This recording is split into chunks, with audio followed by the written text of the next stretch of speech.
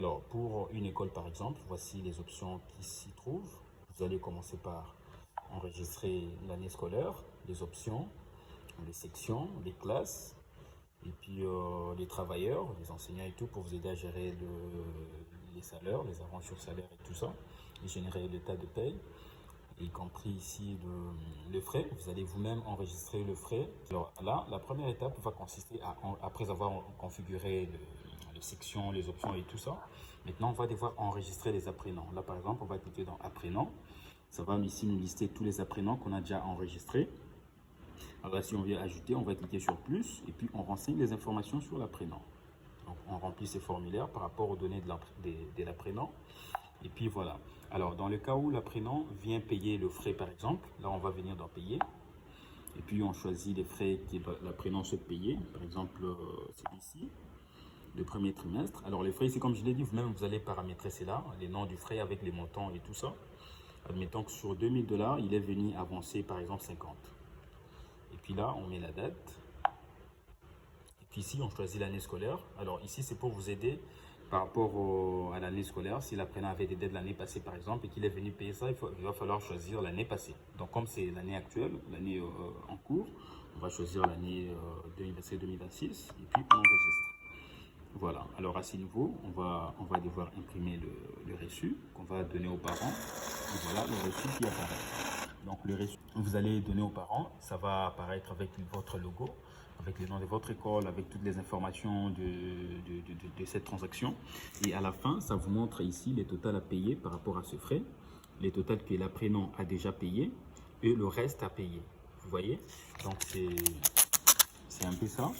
Alors maintenant, ici c'est les boutons détail. C'est pour voir en fait le détail de paiement de l'apprenant par rapport à chaque frais. Par exemple, là, on a les libellés pour le frais du premier trimestre, par exemple. Ça nous montre ici les totals à payer, qui est de 2000. Les totals payés, qui est 120. Et les soldes, qui est 1880. Donc voilà, ça va montrer comme ça la situation pour chaque apprenant. Et on peut même imprimer cela. Voilà. Et puis ça pourrait être imprimé ou envoyé par WhatsApp et tout ça. Alors là, c'était pour le frais. Voilà, en ce qui concerne la liste des apprenants, là on vient là, liste des apprenants, on choisit classe, première année, et puis option, voilà. Si on ne veut pas afficher les frais, on peut se rechercher. Voilà, ça va nous afficher ici la liste des apprenants avec les noms, la classe, le sexe et tout ça. Donc si on veut imprimer, on peut même partager pour envoyer soit par mail, soit par WhatsApp, comme nous voulons, comme vous voulez. Voilà. Et ici, les recouvrements. Alors ici, les recouvrements, on va cliquer sur recouvrement, on choisit. Si on veut faire des recouvrements sur base des montants, on clique là. Et puis on choisit la classe, mettons ça. Puis option. Puis montant, on peut dire si on veut voir les apprenants qui ont payé au moins 20 $. Et puis frais, on choisit les frais pour lesquels on veut faire le recouvrement. On choisit l'année scolaire et puis rechercher. Voilà, là ça va nous afficher la liste des apprenants qui correspond à ces critères-là en fait. Vous voyez qu'on peut imprimer et tout ça. Voilà, là c'est pour les recouvrements. Alors il y a également l'option SMS qu'on a mis en place. C'est pour vous aider à envoyer des SMS aux parents dans le cadre des recouvrements ou dans le cadre des rappels des paiements. Donc, ça ne sera pas envoyé manuellement, mais vous allez programmer et puis ça sera envoyé à un groupe de parents selon les critères que vous allez indiquer.